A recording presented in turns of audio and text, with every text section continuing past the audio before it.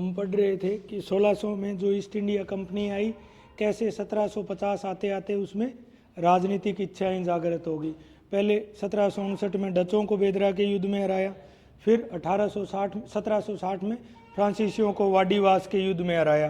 फिर उनको ये लगा दक्षिण भारत की तरफ हम उत्तर भारत जाते हैं, क्योंकि दक्षिण भारत में मराठे भी शक्तिशाली थे, फ्रांसीसी भी थे, हैदराबाद का निजाम भी था और मैसूर भी शक्तिशाली था। बंगाल पे कब्जा करके बंगाल का जब उनके पास रेवेन्यू आ गया, बंगाल में उन्होंने ज़बरदस्त लूट मार मचाई थी, तो वो रेवेन्यू आ गया तो एक एक करके भारतीय शक्ति का वो नंबर लेंगे। तो अब अगला नंबर आएगा मैसूर का। ठीक है, देखो मैसूर में युद्ध लड़ने वाले दो व्यक्ति थे, हैदर अली और टीपू सुल्तान, दोनों के दोनों चर्चाओं में, तो ये इसलिए इम्पोर्टेंट हो जाता है। ठीक है, जैसे ये विजयनगर एम्पायर था किसी समय में। ठीक है, फिर जब क्या हुआ कि तालीकोटा का युद्ध हुआ, मैसूर को समझना है तो 1565 में तालीकोटा का युद्ध हुआ। तालीकोटा के युद्ध के बाद वहां शासन हो गया वाडेयार वंश का। ये मैसूर है छोटा सा। यहाँ मराठे होंगे, तीन शक्तियां होंगी दक्षिण भारत में। यहाँ मराठे हो गए, यहाँ हैदराबाद का निजाम हो गया।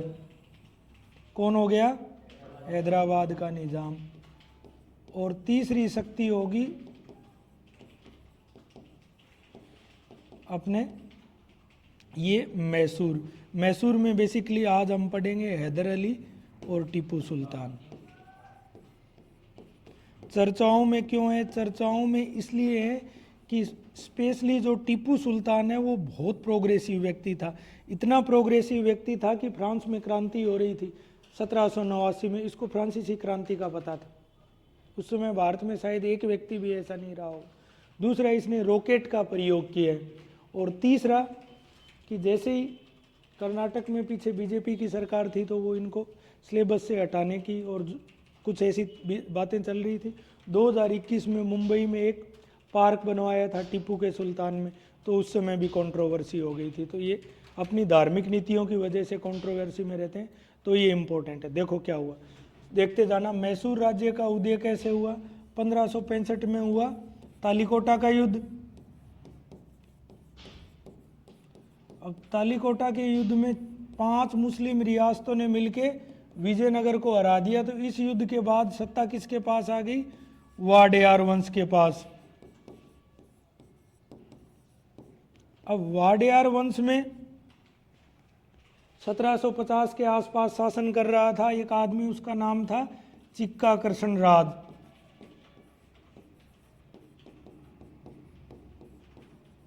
और इसके समय इसके 2 मंत्री थे, देवराज और नंदराज। सत्ता उनके हाथ में थी, देवराज और नंदराज।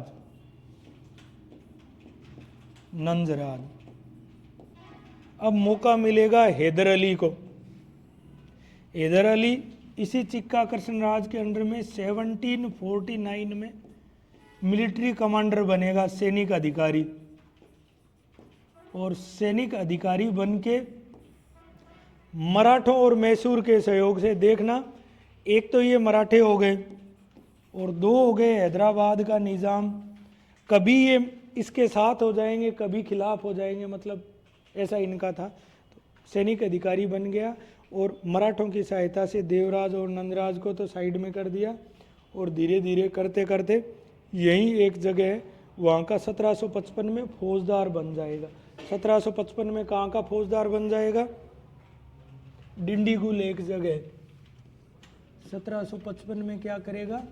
डिंडीगुल का फौजदार बन जाएगा। डिंडीगुल का फौजदार यानी कि सैनिक अधिकारी। अब करते करते क्या करेगा?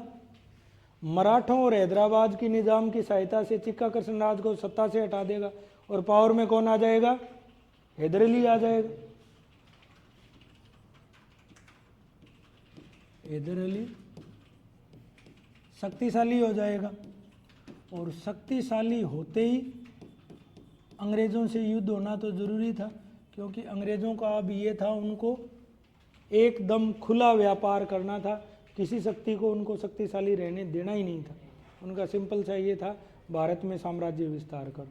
और ये काम कब से शुरू हो गया था? ऐसे क्या कर रहे हो 1750 के बाद? रोज तो सुबह आते ही बताता हूँ ये बात। 1750 से उनका ये था भी अब हराओ इनको एक एक करके। तो देखो हैदर अली शक्तिशाली हुआ तो इसका संघर्ष होगा अंग्रेजों से। हैदर अली वर्सेज अंग्रेज। अब पहला युद्ध होगा,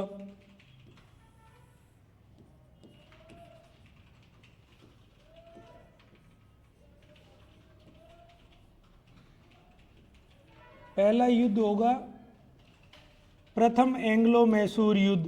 फर्स्ट एंग्लो मैसूर युद्ध, प्रथम अंग्रेज मैसूर युद्ध। ये चलेगा 1762 से 69 तक। और इस समय बंगाल का गवर्नर कौन होगा? कौन होगा बंगाल का गवर्नर? वारेन हेस्टिंग्स गवर्नर होगा या बंगाल का गवर्नर जनरल होगा? गवर्नर होगा, गवर्नर जनरल होगा। रेगुलेटिंग एक्ट से बना था 1773 का। बंगाल का जो गवर्नर था उसको गवर्नर जनरल कहा जाने लग गया। ठीक है। फिर 1833 वाले चार्टर में जो बंगाल का गवर्नर था उसको भारत का बंगाल का जो गवर्नर जनरल था उसको भारत का गवर्नर जनरल, और 1858 में उसको वाइसराय कहा जाने लगा, जब क्राउन का वो अधिकारी बन गया। वारेन हेस्टिंग्स था। इस युद्ध में क्या होगा? इस युद्ध में ये होगा कि एक संगठन बनेगा। किस किस का संगठन बनेगा? हैदर अली प्लस निजाम प्लस मराठे, और सामने होंगे अंग्रेज। इसमें हैदर अली होशियार निकलेगा। हैदर अली क्या करेगा? इसमें अंग्रेजों को हरा देगा। पहले में हैदर जीतेगा, हैदर अली अंग्रेजों को हरा देगा। और संधि कौन सी हो जाएगी? मद्रास की संधि। कब होगी? 1769 में मद्रास की संधि। और इस मद्रास की संधि की शर्तें क्या होगी? दोनों अपने अपने जीते हुए प्रदेश एक दूसरे को लौटा देंगे, जैसे थे बन जाएंगे। ठीक है। दोनों एक दूसरे के जीते हुए प्रदेश वापस लौटा देंगे, और ये हो गई मद्रास की संधि। ठीक है। इंपॉर्टेंट है। देखो अंग्रेज तो मौके की तलाश में थे। दोबारा युद्ध शुरू हो जाएगा, 12-13 साल शांति रहेगी, फिर युद्ध शुरू हो जाएगा। बढ़े आगे। तो अंग्रेजों के हालात ऐसे थे, वो भेड़िया और मेमने वाली कहानी सुनी है ना आपने? उनको युद्ध लड़ने का बहाना चाहिए था, जीतना था उनको तो। ठीक है। तो लिखो द्वितीय अंग्रेज मैसूर युद्ध। द्वितीय अंग्रेज मैसूर युद्ध होगा 1780 से लेकर 84 के बीच में। सेम वैसे ही होगा। अंग्रेज हैदर पर आक्रमण करेंगे तो हैदर किस किस को साथ ले लेगा? वैसे ही मराठे और हैदराबाद के निजाम को।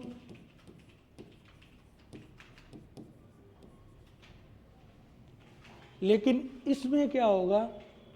अंग्रेज सेनापति आयरकूट होगा। आयरकूट हैदर अली को कौन से युद्ध में हराएगा? पोर्टो नोवे के युद्ध में, है ना। अंग्रेज सेनापति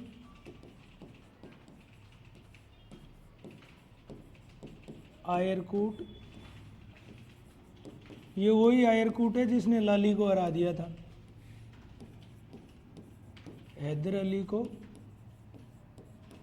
पोर्टो नोवो के युद्ध में हरा देगा।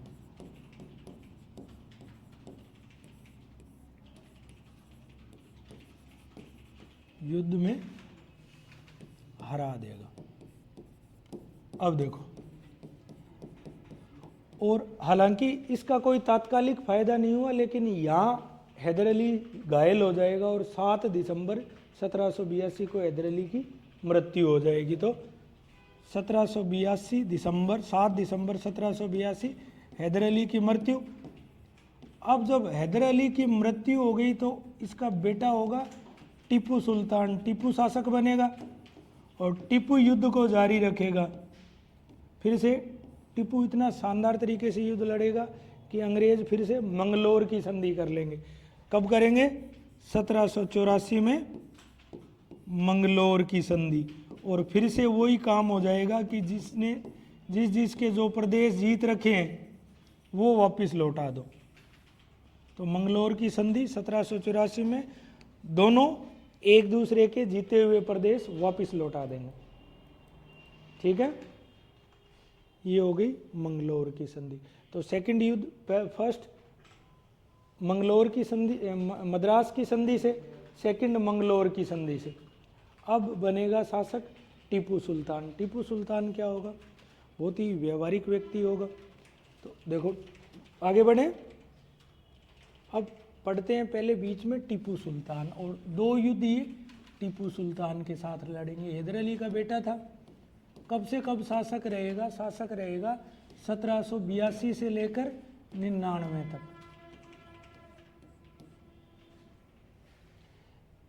ये क्या होगा? दूरदृष्टि वाला शासक होगा।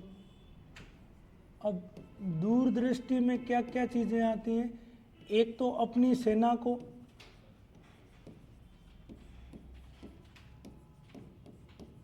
यूरोपीय ढंग से प्रशिक्षित करेगा।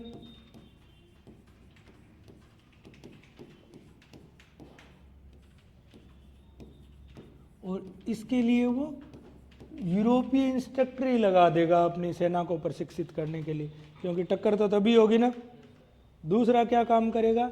दूसरा ये काम करेगा कि ये नेपोलियन तक से पत्र व्यवहार कर रहा था। जब देखो कितना कितना आगे बढ़ा हुआ व्यक्ति था भारत के लिए। वो समय मध्यकाल था, ठीक है, कहीं कोई राष्ट्रीय भावना नहीं थी दूर दूर तक।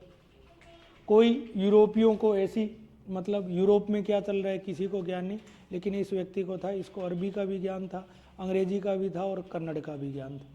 ठीक है, तो यूरोपीय ढंग से प्रशिक्षित करेगा। साथ में क्या करेगा? फ्रांसीसी क्रांति का इसे पता होगा। फ्रांसीसी क्रांति का ज्ञाता। देखो फ्रांसीसी क्रांति क्यों इंपॉर्टेंट है? स्वतंत्रता, समानता और विश्व बंधुत्व, ये तीन चीज दुनिया को दी है। और फ्रांसीसी क्रांति ऐसी क्रांति थी जिसने यूरोप को तो प्रभावित किया ही किया, इसके बाद जो हुआ, और इसका पूरी दुनिया पर असर पड़ा। कब हुई थी? 1789 में हुई थी। ठीक है, ज्ञाता था। और साथ में देखो बाद में वहाँ क्या हुआ कि क्लब बन गए फ्रांसीसी क्रांति में क्रांतिकारियों ने। तो किसी ने जैकोबिन क्लब बनाया, किसी ने जिरोंदिस्ट क्लब बनाया। तो ये खुद क्या जैकोबिन क्लब का सदस्य बन गया है ना। साथ में क्या बना? जैकोबिन क्लब का सदस्य।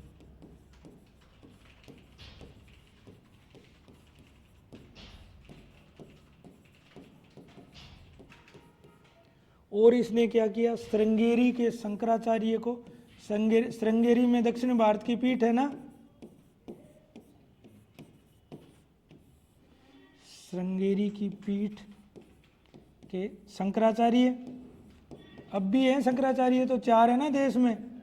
अभी राम मंदिर में कह रहे थे हम नहीं आएंगे वो। ठीक है, शंकराचार्य को दान दिया।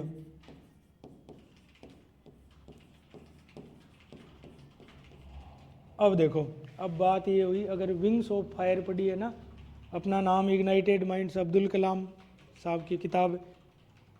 तभी इग्नाइटेड माइंड्स है ना, अपन दिमाग आपके प्रज्वलित रहे, इग्नाइटेड रहे। ठीक है, तो वो लिखते हैं, वो गए थे नासा के हेडक्वार्टर में। नासा के हेडक्वार्टर में गए तो पीछे जैसे अंग्रेजी सेना से कोई एशियाई लोग युद्ध लड़ रहे थे, चित्र बना हुआ था नासा के रिसेप्शन के पीछे। तो उसमें ये लगता है कि रॉकेट का, लगता क्या है रॉकेट का चित्र बनाया हो। भी सिंपल सा है, रॉकेट कैसे बनेगी? दिवाली को भी तो उड़ाते हो, एक चीज़ जो प्रोपेलेंट का काम करके ऊपर ले जाए, वही रॉकेट है, वही है। तो प्रोपेलेंट का काम करे कोई चीज़ जल्दी से जलेगी, प्रणोदक का काम करे। तो वैसी रॉकेट बनी हुई थी, स्किन के कलर से वो लग रहे थे कि ये तो भारतीय हैं। ये एशिया में अगर चीनी होते, जापानी होते, श्रीलंका वालों के पास कहाँ रॉकेट थी, म्यांमार, लाओस, कम्बोडिया, सबका पता लग जाता है। तो फिर जब उन्होंने खोज करी तो पता चला कि ये टीपू सुल्तान था जिसने अंग्रेज़ों के विरुद्ध पहली बार रॉकेट बनाई। और रॉकेट भी कैसे, ऊपर का खोल तो लोहे का हो गया, नीचे बांस लगा दिए, लेकिन पहली बार रॉकेट का यूज किया। ठीक है, तो शंकराचार्य को दान दिया।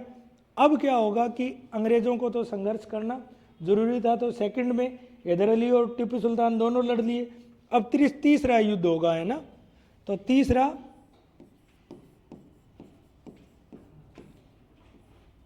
अंग्रेज मैसूर युद्ध, अंग्रेज मैसूर युद्ध। तीसरा अंग्रेज मैसूर युद्ध कब होगा, देखो देखो मतलब कैसे लोग थे, 32 साल तक लड़ाई चलाते रहे, है ना। उनमें तीसरा अंग्रेज मैसूर युद्ध ये शुरू होगा 1790 से 92 तक। अब सेकंड के टाइम में भी गवर्नर कौन था, वारेन हेस्टिंग्स ही था। अब के कौन आ जाएगा, कॉर्नवालिस आ जाएगा। अब गवर्नर जनरल कौन होगा, कॉर्नवालिस। अब गवर्नर जनरल हो जाएगा 1773 के रेगुलेटिंग एक्ट के बाद गवर्नर जनरल हो गए, या तो इस तरीके से पूछ लेंगे। और इस युद्ध में क्या हुआ, अंग्रेजों ने टीपू सुल्तान को हरा दिया।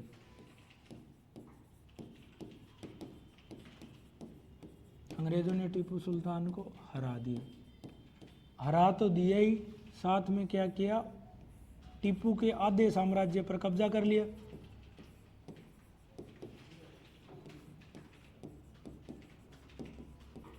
टीपू के आधे साम्राज्य पर अंग्रेजों ने कब्जा कर लिया। और कब्जा करके क्या कहा कि या तो 3 करोड़ युद्ध का हर्जाना दे, ठीक है, और टीपू के दोनों बच्चों को अंग्रेज ले गए अपने साथ, और 3 करोड़ का हर्जाना थोपा। ठीक है, अब 3 करोड़ टीपू चुकाए कहाँ से, अब तो युद्ध होना जरूरी था, समय की बात थी।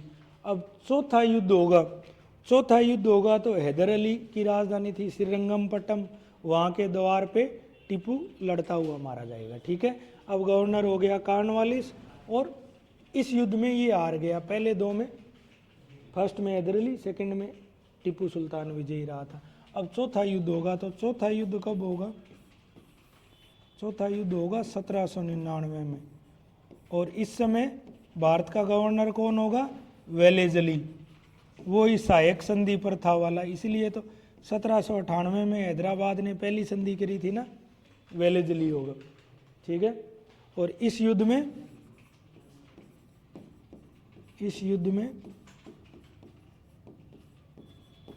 हैदर अली टीपू लड़ता हुआ मारा जाएगा।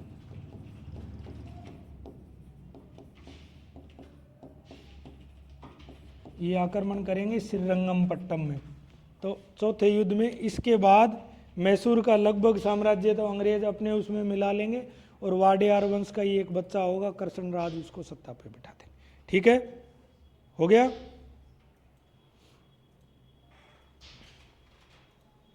तो चतुर्थ एंग्लो मैसूर युद्ध में ये हुआ। अब फटाफट करते हैं अपन पंजाब, बढ़े आगे। देखो पंजाब की स्थिति देखो, ये सतलुज रिवर है, ये ध्यान रखना। सबसे लास्ट वाली देखो, ये हो गई सिंधु, फिर झेलम, चेनाब, रावी, सतलज, और ये व्यास यहाँ। तो ये सतलुज रिवर ध्यान रखना। ठीक है, तो अगला नंबर आएगा, तीसरा पढ़ेंगे अपन पंजाब।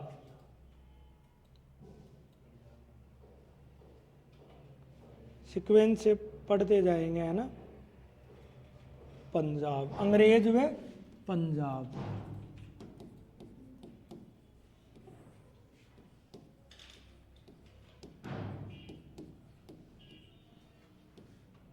देखो 10वें गुरु थे गुरु गोविंद सिंह।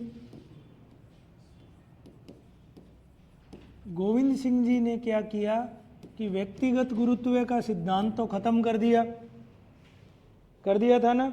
और आदि ग्रंथ को ही सिखों के लिए गुरु बना दिया, और सिखों को किस में कर दिया, खालसा या सैनिक जाति बना दिया। ठीक है, ये पढ़ चुके। बाद में आएगा बंदा बहादुर।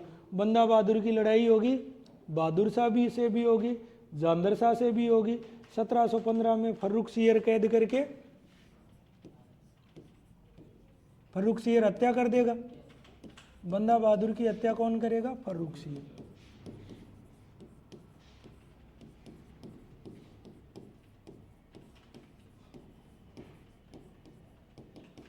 अब धीरे धीरे क्या होगा, पंजाब में जो सरदार होंगे वो खुद को संगठित करना शुरू कर देंगे। ठीक है, संगठित करेंगे। एक यहाँ मुबारिज खान नाम का मतलब मुगलों का सेनापति होगा। तो उसके समय में एक होगा कपूर सिंह। कपूर सिंह के नेतृत्व में धीरे धीरे पंजाब की जो दल खालसा बनेंगे, और दल खालसा बाद में क्या बन जाएंगे, दल खालसा बाद में बन जाएगा 12 मिसल बन जाएंगी। क्या बन जाएंगी, 12 मिसल। और ये मिसल क्या होती थी, मिसल मतलब ये अलग अलग 12 व्यक्तियों के अधिकार में हो गई। इस मिसल की कमेटी और पूरे पंजाब को 12 भागों में विभक्त कर लिया था। इनकी कमेटी होती थी आपस में, और ये सारे मिलके निर्णय लेते थे। ठीक है, ये बाद में धीरे धीरे 12 सरदार हो गए इनके, है ना, मुख्य मुख्य। ठीक है, जैसे पहले वाले सीएम साहब थे प्रकाश सिंह बादल, देख लेना, है ना, वो भी राज परिवार से इसीलिए।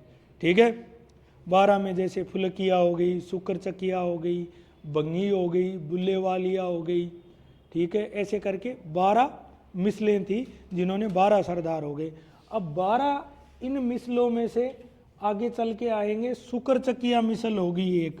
क्या होगी, शुक्र चकिया मिसल।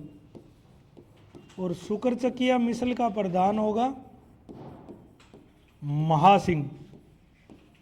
और महासिंह के बेटे कौन होंगे, महाराजा रणजीत सिंह। महाराजा रणजीत सिंह। शुक्र चकिया मिसल के कौन होंगे, महाराजा रणजीत सिंह जी होंगे। ठीक है, रणजीत सिंह जी का टाइम अगर देखो तो 1792 से लेकर 1839 तक। 1839 में इनकी मृत्यु होगी। देखो, रणजीत सिंह जी बहुत समझदार व्यक्ति होंगे। एक तो पूरे भारत में अगर सेना किसी की शक्तिशाली थी तो वो रणजीत सिंह जी की थी, क्योंकि इन्होंने यूरोपीय मॉडल पर अपनी सेना को तैयार कर लिया था। यूरोप की सेना से लड़ना है तो यूरोपीय मॉडल पे ही लड़ पाओगे। देखो अब बढ़ो आगे। रणजीत सिंह जी क्या करेंगे, धीरे धीरे अपनी शक्ति बढ़ानी शुरू करेंगे। और ये शक्ति बढ़ाएंगे, महाराजा रणजीत सिंह जी सब शक्ति बढ़ाएंगे तो अंग्रेज आशंकित हो जाएंगे। आशंकित होंगे तो 1809 में उनकी ये भी हिम्मत नहीं होगी कि महाराजा से युद्ध मोल ले लें, क्योंकि बहुत शक्तिशाली थे। 1809 में अमृतसर की संधि होगी।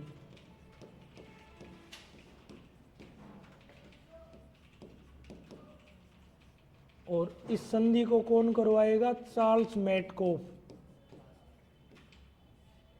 और इस संधि में क्या होगा, इस संधि में ये होगा कि सतलज नदी के पूर्व की ओर रणजीत सिंह विस्तार नहीं करेंगे। अफगानिस्तान की ओर जितना जी करें उतना आगे बढ़ लें। ठीक है, सतलज का पूर्व क्या हुआ, आज का पंजाब हरियाणा हुआ। तो इस संधि से क्या होगा, ये संधि अंग्रेज वर्सेज रणजीत सिंह। और इस संधि में क्या तय होगा कि महाराजा रणजीत सिंह जी पूर्व की ओर विस्तार नहीं करेंगे। रणजीत सिंह जी सतलुज से पूर्व की तरफ विस्तार नहीं करेंगे।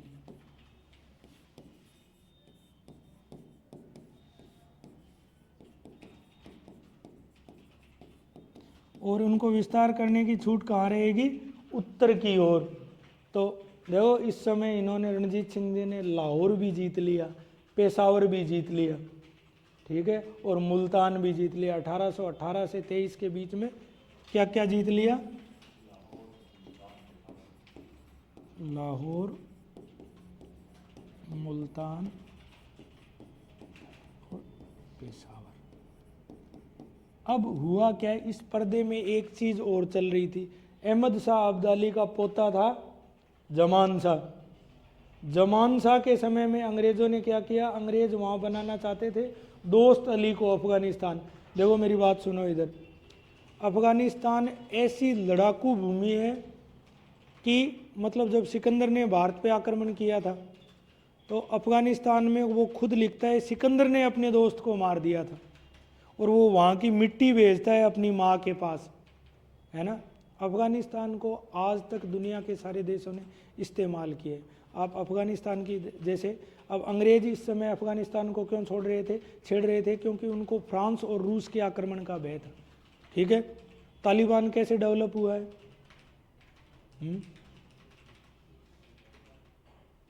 पहले रूस ने हथियार दिए, पहले अमेरिका ने हथियार दिए, किसके विरुद्ध दिए?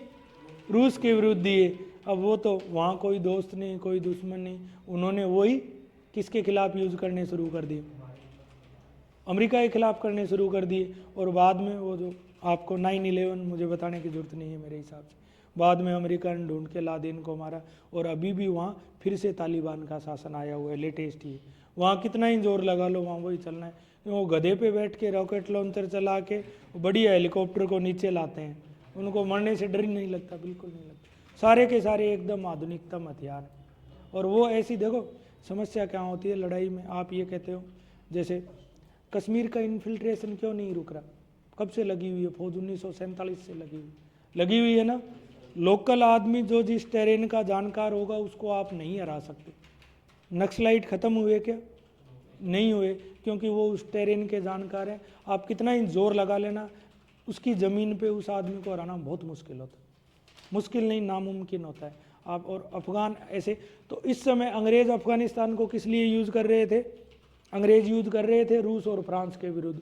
तो जमान शाह की मदद, दोस्त अली की मदद कर रहे थे अंग्रेज। जमान शाह की मदद कौन करेगा? रणजीत सिंह। तो जमान शाह इनको महाराजा की उपाधि देगा, समझ गए, और साथ में देगा कोहिनूर हीरा।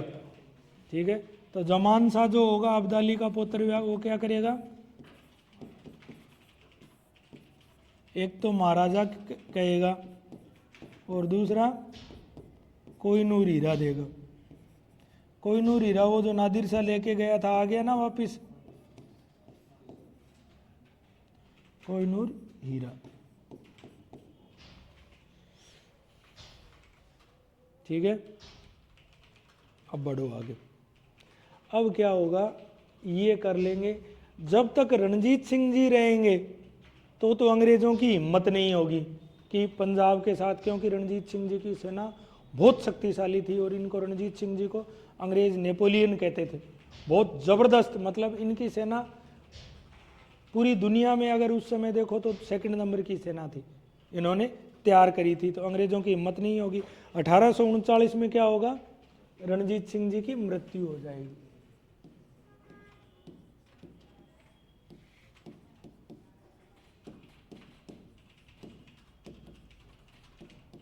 बब्बू मान के गानों में एक नाम आता है हरि सिंह नलवा, सुना है क्या?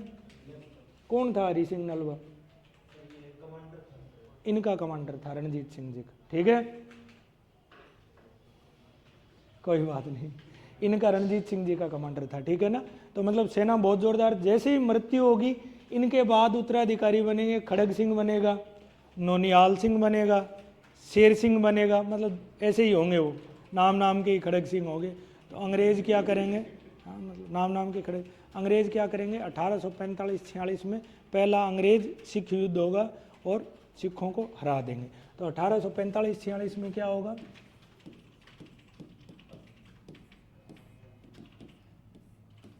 अंग्रेज सिख या आंग्ल सिख युद्ध।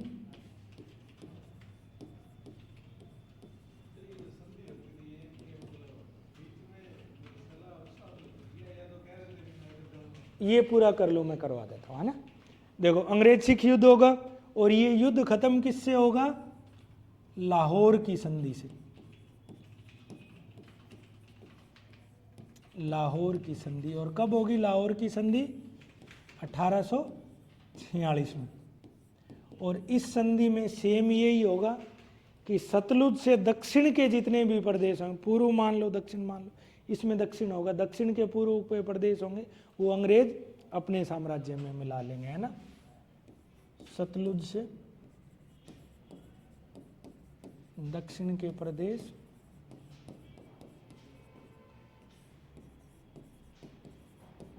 अपने साम्राज्य में कौन मिला लेगा? अंग्रेज। और खूब सारा लगा देंगे इन पर हर्जाना, युद्ध का हर्जाना लगाएंगे साथ में। देखो इस समय पावर में कौन थी? रणजीत सिंह जी की रानी थी, रानी जिंदा, ठीक है। और रानी जिंदा उतनी योग्य नहीं थी। रणजीत सिंह जी के बेटे का क्या नाम था? दिलीप सिंह। तो इन्हीं का एक सरदार होगा, सिंध का नेता होगा मूलराज, आज का पाकिस्तान सिंध होगा, वह मूलराज विद्रोह करेगा, अंग्रेजों को क्या मिल जाएगा? बना मिल जाएगा। तो अब होगा सेकंड 1848-49 में कौन सा होगा? सेकंड अंग्रेज सिख युद्ध।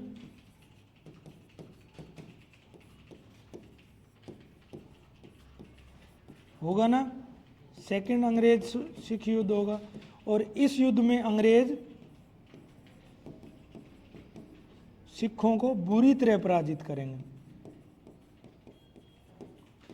और बुरी तरह पराजित करके क्या करेंगे? पंजाब को मिला ही लेंगे साम्राज्य में, ठीक है। जैसे मैसूर में थोड़ी शर्म तो रखी थी, उसी वंश को वापस बिठा दिया, लेकिन पंजाब तो उपजाऊ प्रदेश था, तो पंजाब को अपने साम्राज्य में मिला लेंगे। पंजाब को किस में मिलाएंगे? अंग्रेजी साम्राज्य में। और दिलीप सिंह जी को कहाँ भेज देंगे? इंग्लैंड भेज देंगे। और ले लेंगे कोहिनूर हीरा, हमें दे दे, ठीक है। आजकल कोहिनूर हीरा कहाँ है? इंग्लैंड में, वो महारानी के क्राउन में। और दिलीप सिंह जी के वंशज भी वहीं रहते हैं। इनके बारे में सबसे जोरदार लिखते थे खुशवंत सिंह जी, उनके बड़े लंबे लंबे, सिखों का इतिहास बहुत सुंदर तरीके से लिखा है। खुशवंत सिंह जी की बाद में मृत्यु हो गई, पूरे 100 साल पूरे करके गए, ठीक है। पंजाब को अंग्रेजी साम्राज्य में मिला लेंगे, दिलीप सिंह को और रानी जिंदा को भेज देंगे इंग्लैंड, और कोहिनूर हीरा ले लेंगे दिलीप सिंह से। अब बताओ क्या सवाल था, करो।